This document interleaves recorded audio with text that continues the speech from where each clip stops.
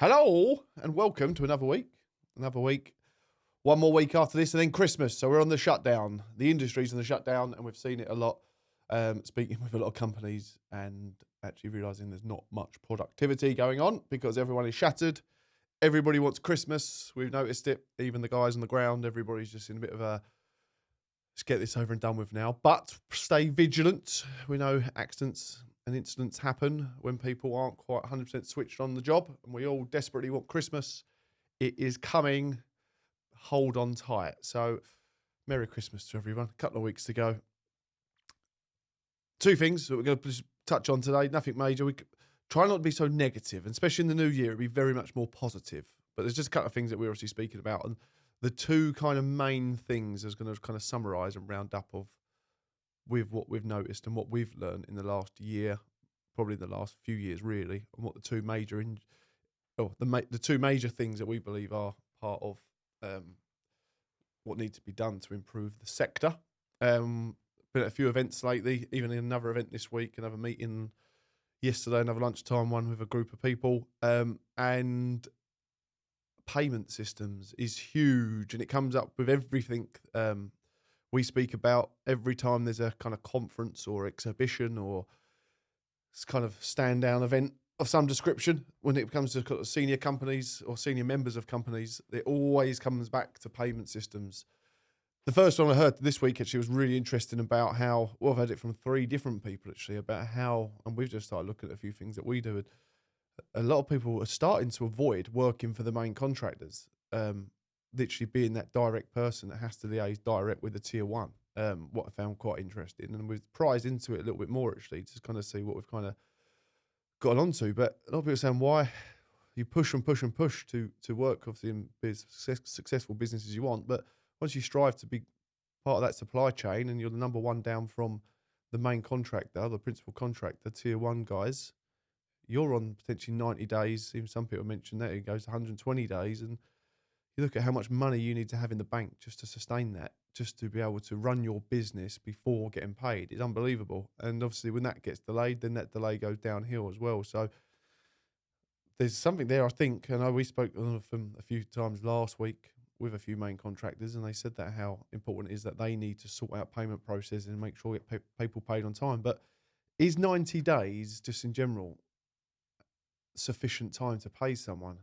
Why would you have to wait 90 days to pay? And I know we always hear a lot about it, especially taking digs at QSs as ever. But you get to 90 days and then you'll be questioned of, oh, you've not received something. Can you please receive it? Let's amend something, or we need to have a chat about this. And then you get called in after 90 days, and then it goes on and on. But the stories are horrors. There are quite a few good companies that I spoke to, and there's a number of main contractors as well we hear are very good payers. But some of them, it's like you just hung out to dry, and they will literally hang out and hang out and hang out because they realise that you physically and based on cash flow, you can't go too much longer. So you end up having to strike a deal. And we always say that people dangle the carrot, and I've raised it this week, and a few people said, "Yeah, how many times have we heard that?" But how many times is, will you swallow it this week, and then swallow this one, and we'll put it into the next job for you? And that's a massive thing that I think everyone we've spoke to has done. I know we've actually seen that, and we hear so many reports of people having to swallow a few £1,000 here and there because they want the next contract.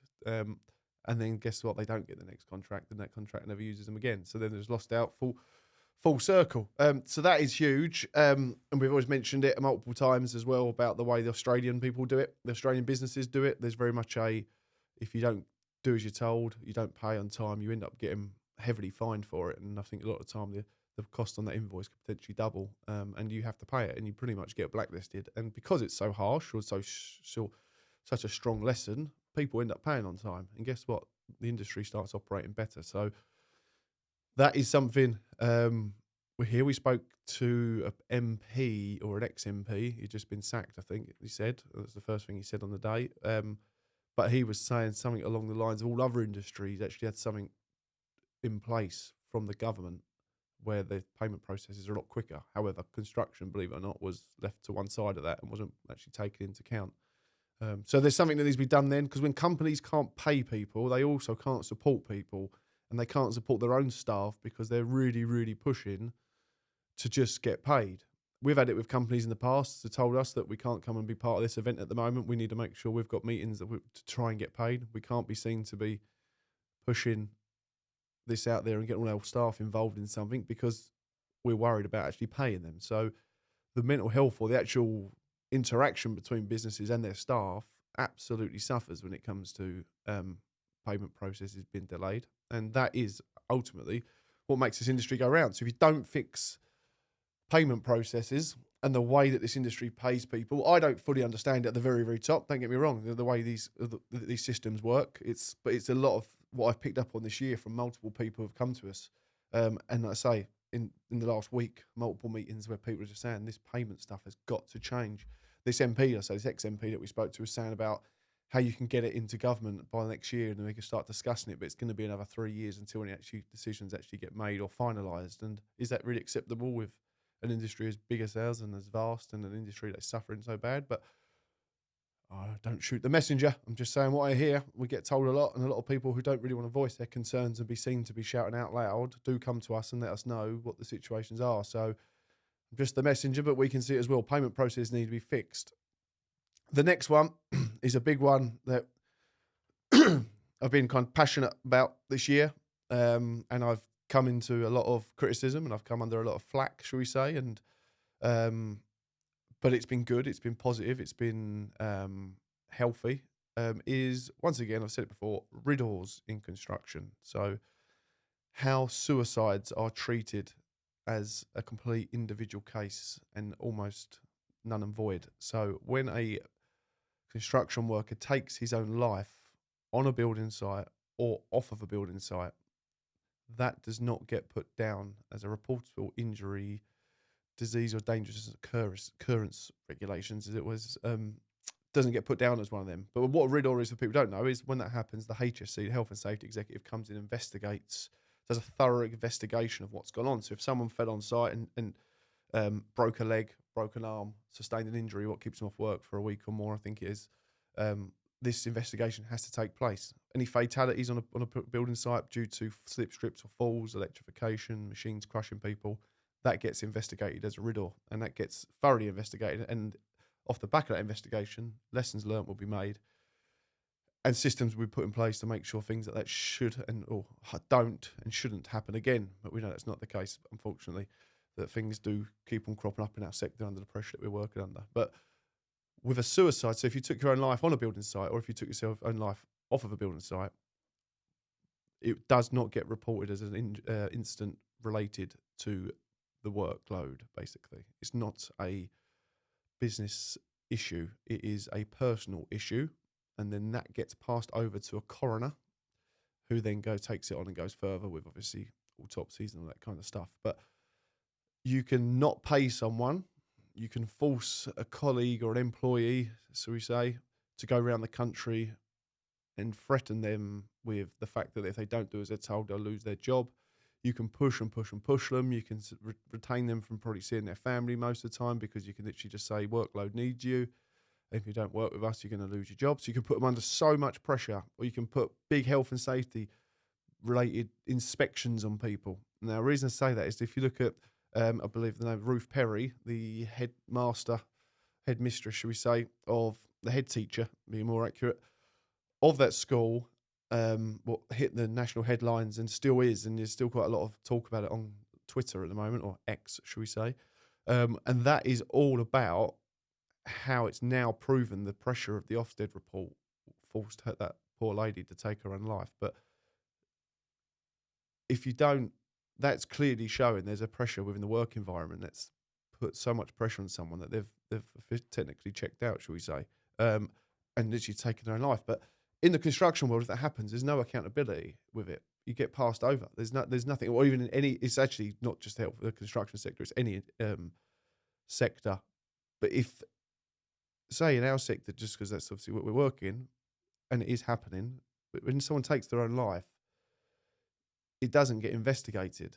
They don't actually look into the backstory of what's gone on there. And I'm not necessarily talking about the personal issues behind this person or the issues away from the work site, because it's such a complex subject, and I understand that's why a lot of people have come at me for it. But if You could investigate the work site, the working environment, the company, the way they deal with it, the colleagues, the people who witness and know that person, who work with them day in, day out, the people that see that person more than they see their own families.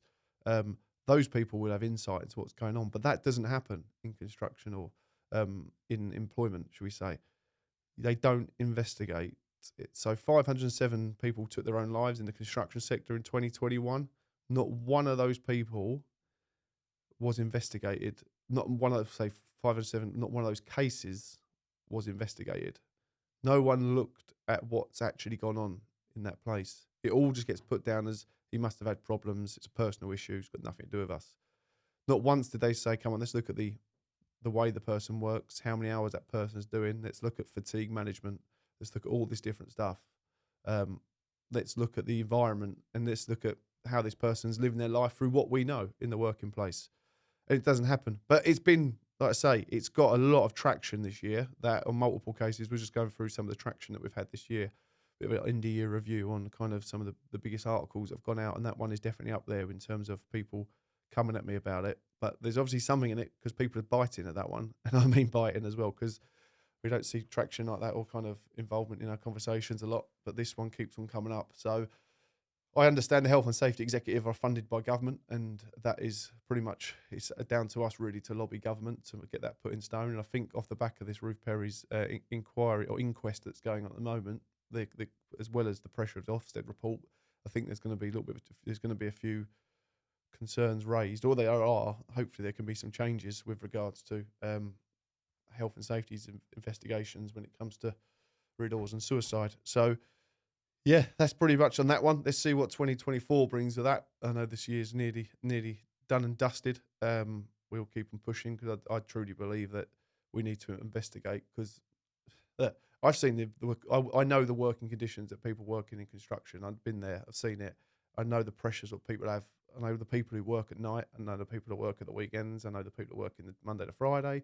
They're all under so much pressure. There's so much going on, and there's no time for these people to stop and think about things, and they end up making decisions they can't reverse based on the pressure they're under from just life and the whole bubble of work and, well, the work-life balance, should we say. So we'll see where it goes.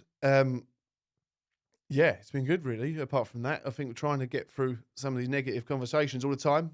Studio's nearly live. It's going to be live in the new year, even more so. Obviously, seeing a few bits of me on my own at the moment, but guests will start flooding in January. What's going to be good. The podcast will go live. There'll be videos like this going out with me and guests included.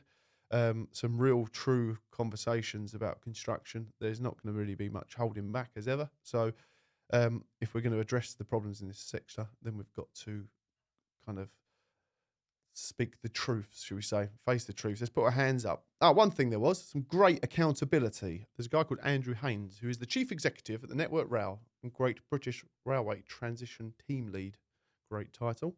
He put out on LinkedIn how yesterday evening was not one for their finest moments. As an industry, we let down thousands of passengers after a hugely disruptive incident just outside of Paddington Station. And it goes on, and I think I saw from a number of things, it was about a 4-hour delay on the trains and people were stuck. But he's put a big report. I don't want to go through it all, but it's on there. It's brilliant to see, because I know it's a negative situation. People are stuck on a train for 4 hours. But this is different. This is different. This man, as a senior man, at the top of his kind of career path, shall we say, by the sounds of it, it sounds like he's got a very good title. He stood up and said, pretty much, we wasn't right. We did not process things the way we should have done. We didn't react. We wasn't ready. We should have done better. There's been times in the past where things have gone wrong and they've done something, this and that, and they've not learnt enough today to then fix this. It goes on quite a lot about, but everything about it is about accountability. So I like it a lot. It's all about him pretty much put his hands up and say, what we've done wasn't great. We should have done better. We're not going to stand here and praise ourselves for successes in the past. Let's put our hands up and say, this isn't right. And it is great. And I look at it and think how healthy it was to see. I put a little healthy comment on there and got quite a few little people liking my little comment of accountability. But he's put his hands up and said, look, it's not good enough. And he's made it public. You don't see it, do you? I know like, we watch in the world of COVID and things like that, politics and all that. No one stands up and says, right, what I've done is wrong. And I have serious issues with the construction world with that. So why don't we look at the fact that so many things are going wrong in construction, as we've spoken about, all the kind of investigations into the suicide and mental health cases, all the problems with payment processes, everything in our sector that is wrong. No one's ever stood up and said, this is wrong, let's change it. What we're doing is not good enough. So we've got a lot to learn from Mr. Andrew Haynes, the Chief Executive at Network Rail and Great British Railway Transition Team Lead. Fair play, team lead, good man, good leader. He's put his hands up. We're not doing it right. He's not blamed his team. He said it's all about him and his team and him kind of taking the one on the chin for the team. So the award for Good Lad of the Week goes to Andrew Haynes, the Chief Executive at Network Rail and Great British Railway Transition Team Leader. Not going to go too much longer. Thank you all. I will catch up with you all next week before we sign off 2023. Get ready for Christmas. If you're on site, take care of yourselves. Fatigue is kicking in. Everyone is knackered. We all want to finish for Christmas, but don't be stupid and go light-hearted on thinking about things. Pay attention. There's big machines around. There's big bloody falls around. There's things on site that can cause a lot of damage. And if you don't pay attention for just one more week, you won't see Christmas. As fucking real as it is, and it's horrific. So take care of yourselves. Until next week, have a lovely weekend.